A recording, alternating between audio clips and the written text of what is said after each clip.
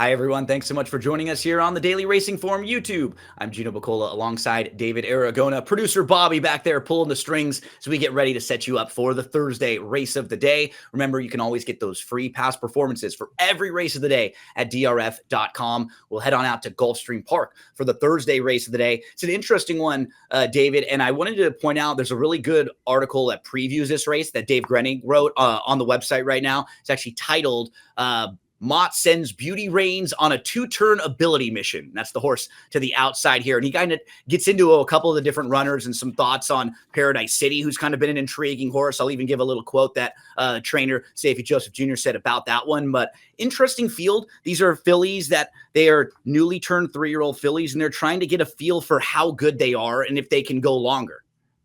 Yeah, and I think Beauty Reigns is the place you have to start in this race because she does seem like the horse to beat. I know she's listed as the fourth choice on the morning line at 9-2.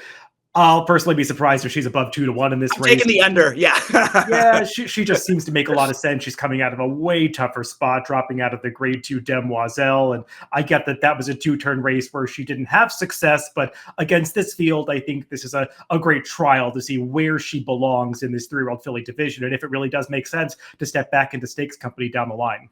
And we'll take a look at the Timeform US pace projector, see what our friends over there think as far as the pace is. They've got it playing pretty slow here with Indeed up there controlling things, but you do have a lot of these horses who I guess wouldn't shock me to show some speed, because Beauty Reigns missed the break last time out, or not really missed the break, but was wide and kind of had to take back as to not be way wide and in between. She can certainly show more speed than she did. I think Decadent is not exactly slow. She was pretty close up. The 4-horse wouldn't be shocking to see that one forwardly placed in here. So I could see a few of these horses at least putting some pressure on Indeed.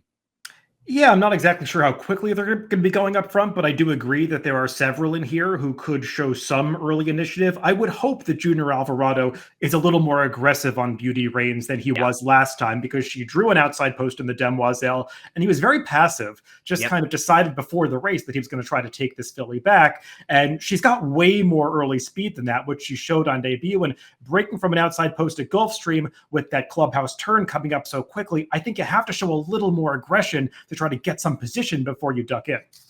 Let's meet the field here for the Thursday race of the day. We start from the inside with Indeed. And this was a good performance here. It was sent from the rail. Things got a little tight going into the turn. She backed off a little, sat second, was able to angle around, made an early move to the lead, and then opened up a couple lengths here. So good performance. She's improved in each of those. And coming off of that, she'll now make her third start of the form cycle. And also wanted to point out, David, she has a decent little family when you look at the direct siblings that she has, right? Catching Freedom, Grade 2 winner. Strava is a 6-time winner who's multiple stakes placed. Bishop's Bay has 7 career starts. I think has never been worse than second in multiple graded stakes place. So she has the pedigree to improve and to be a decent horse. Yeah, and I imagine that had a lot to do with the $385,000 purchase price, even though she's a daughter of Improbable, who's gotten off to a slow start with his first crop runners.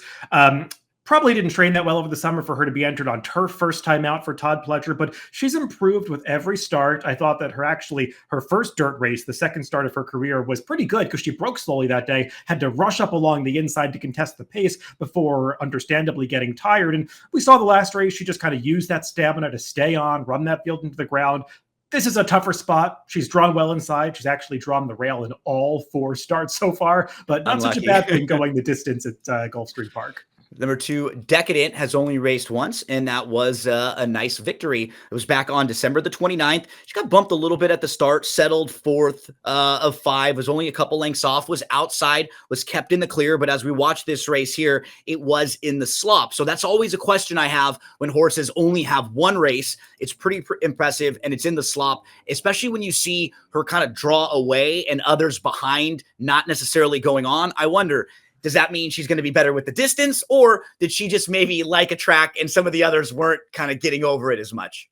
Yeah, I find her to be tough to read in here. If you just take the 72 buyer at face value, she's one of the top contenders in here, and she won well on debut going away from that field at the end. I don't really know what was behind her that day, as you said, such a small group, and I look at the pedigree. She's by Gervin, who is a sire who gets versatility in his runners, but you don't necessarily think of those as getting better with added ground necessarily. And the dam side, the dam's a full sister to a horse named Chief Istan, who was a stakes winning sprinter, really best going shorter on the dirt. So I wonder how far she's going to want to go. But I did find this positive stat for trainer Ken McPeak with horses that won their debut, something Ken doesn't do that often.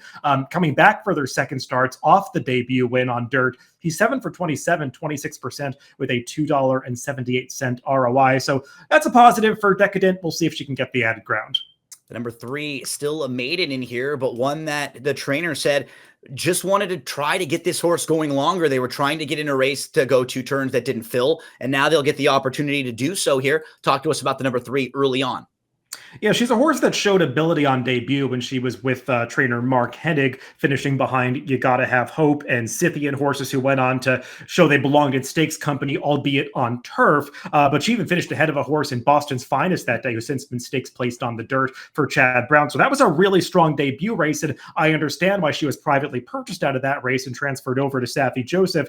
Now, she's been a little disappointing in both starts for Saffie in the sense that she has not broken her maiden yet. Obviously, needed time off after the Saratoga race, but came back at Aqueduct last time. And I would imagine the plan was to kind of break her maiden in an easy auction restricted spot and then stretch her out when she came back to Gulfstream. Well, they're stretching her out anyway, even though she lost that race at a short price last time. But when you go back to watch that replay, she looked like a horse that was just not handling the sloppy track at all. She was climbing down the backstretch, very green from the kickback, and horses that react that badly down the backstretch of a race typically are not running on at the end. But I really liked the way that she just relentlessly was finishing that race and ran right past the winner after the wire. I do think she's going to improve with the added ground. Saffie Joseph has amazing statistics, stretching horses out for the first time on the dirt over the past 5 years, 29 for 86, 34% with a $2.33 ROI. She's going to be a big price as a maiden trying winners, but I think she's going to put forth her best effort yet on Thursday. And in this race, we were kind of talking a little bit about it before we started recording too. It feels like Beauty Reigns is kind of the horse that you're going to start with. And then after, I have a lot of questions about the rest of the horses in here as far as like their ability or how good they might be. And this is a horse who really seems like they wanted to get going a little bit longer. So keep an eye on a big price there. The number 4, blinkers come off for this one. Faced Florida Breds in all 4 starts. David now steps up to open company, Florida Bred stakes place runner. She's been fine in all 4, but she's just going to need to get a little bit faster because these are tougher fillies overall. Last out, she had a good start from the rail. She was 40 place. She tried to hold that position. She had a slight lead battling with the eventual winner, Bella Cleopatra, who went on that day. So finished 3rd that last race. Again, not bad in any of the 4 efforts, but just feels like a tougher group that she'll be dealing with here. Yeah, she's okay. It doesn't hurt that she's picking up Tyler Gaffleone here, though that might knock down the price a few points. Just watching her one dirt route in the My Dear Girl, it didn't feel like she was really loving the distance that day. It didn't really seem like anybody in the My Dear Girl was loving the distance. The big favorite Stunner was kind of just completely out of gas by the time they got to the top of the stretch that day. Only a 47 buyer on that occasion. She's going to have to do a lot better at the distance to beat this field. Quinn's Promise. The next one up is the number 5 for connections who have had really nice starts to the meet. Dylan Davis has a very good start for moving down to New York. Dale Romans had a nice weekend, and he's had a good start early on to the meet. This one will get Lasix for the first time. You know, she's faced some pretty tough company when you look at some of her last few races. Rest in peace to Bookham, who had beat her last time out with a big buyer of an 89 speed figure.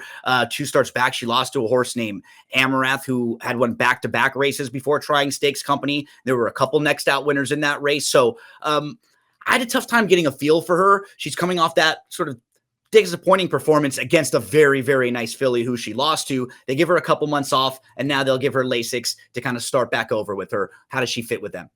Yeah, and let's go all the way back to last summer at Ellis Park. In July, going a mile, she ran a 69 buyer when breaking her maiden. With just routine improvement over the next few months, you would think that she'd be capable of running a buyer in the high 70s, which would make her the horse to beat in this race. Now, obviously, she hasn't shown that progression on the racetrack, but I go back and watch her last couple of races. there was really no closing going on behind Bookham in that last race. That horse just really ran through the stretch and finished at a speed that nobody else could match through the late stages. So I don't think the race flow really benefited her that day. And you go back to her race 2 back when she tried the mile in the 16th distance at Churchill, and she did not get a good trip at all that day. It was towards the inside, shuffled back at multiple points. Corey Lanerie was just, single-mindedly fixated on going up the rail where there was no room at different points during the race, and she just kept getting shuffled back. She arguably could have won that race with a better trip. So I do think that she's got some ability.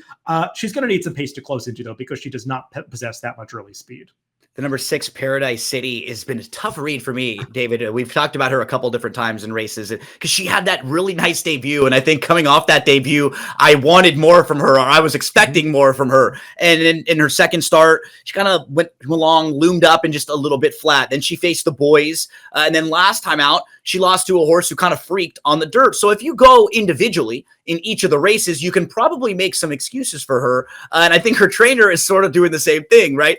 Savvy Joseph Jr. said, she keeps making a run and flattening out each time. We're going to ride her like a turf horse. Inside strip, cover her up. Hopefully that's what she needs, because every time she sees daylight, she keeps flattening out. She has more talent than she's shown. So he seems to kind of feel like I feel with her, like there's more that we've seen, and there's maybe more that meets the eye. Again, this was from that article from Dave Grenning. You can find all about this. He did a really nice job detailing a couple of the runners in this race. How do you think she fits in here, David?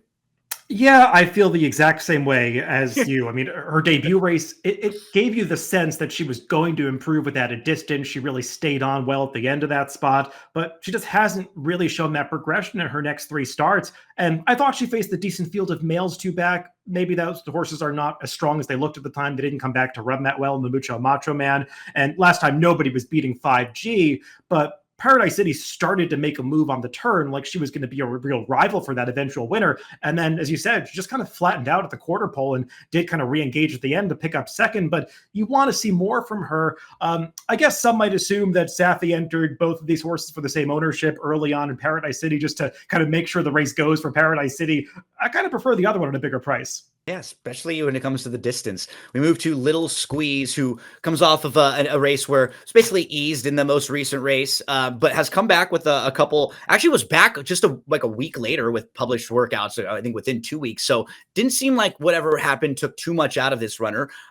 She broke her maiden in the longest race of her career at a mile. So when we're talking about horses that get the distances, she certainly seemed like she improved, David, with the distances. She put it all together here at Gulfstream in October, and she beat a nice horse, My Denise, who came back to win next time out. So we just kind of have to take her off of that last race, which she was pulled up. But I think distance-wise, she's certainly better than some of these in here. Yeah, I would imagine Little Squeeze gets her name from her looks because she's a daughter of Union Rags going out for the same connections as Power Squeeze, and she kind of looks like that one's little sister, though they're not related on the dam side. Yeah, she got the mile when she broke her maiden 2 back, and you mentioned My Denise came back to win. She did so in the My Dear Girl. That was the race that was kind of falling apart at the end, and she seemed like the only one that really got the distance that day. But she just repeated the 59 buyer that she got when she lost to Little Squeeze, and not sure what happened last time. Just looked like she shortened stride and basically pulled herself up coming around the far turn that day. But as you said, plenty of workouts since then. I just think she would need to improve on anything she's done before to be competitive with this field. Then we have Beauty Reigns, who rounds out the field. As you mentioned, 9-2 on the morning line. I think will be much shorter than that. I'm expecting her to go off favored in this race. That debut win was very good. She showed speed, and then she ends up sitting off just a little bit. And the horse she beats that day, My Sharona, has been second in all 3 of her starts, came back and finished second in the Busanda.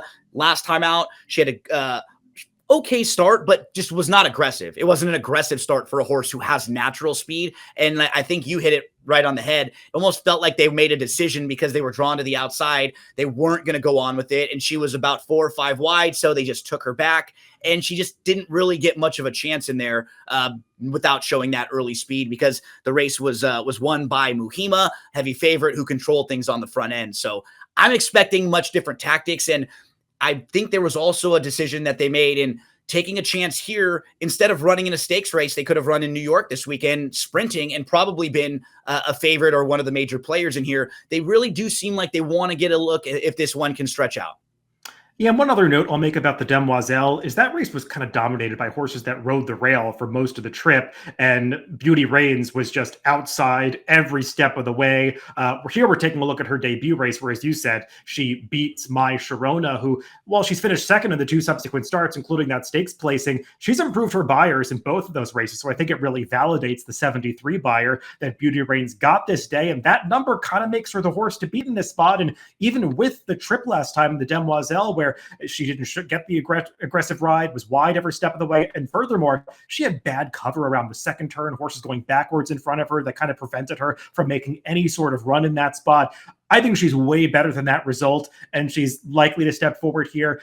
I just think that she is going to be favored, and especially with that morning line kind of sucking more people in, it could drive down the price even more. So I want to wait and see what price she is before I give my full-throated endorsement of her. As someone who's made many morning lines, sometimes the overreaction, right, is even worse than if the horse was maybe like 7-2 or in the morning line, you wouldn't get quite as much, or 3-1, even 5-2. I wouldn't be shocked if you get a very short, maybe even under 2-1 kind of number early on in the wagering here. But when we move to selections, I do think she's the horse to beat in here, but maybe not the horse to bet. We'll find that out on Thursday. I'm going to put her on top.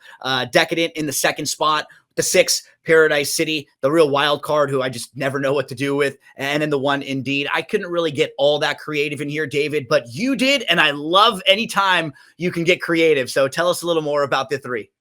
Yeah, we won't elaborate on Beauty Reigns anymore. She is way the horse to beat in this race. I think she's the most likely winner. But the number 3 early on, I just think she's a horse that is better than the results that are showing on paper would suggest.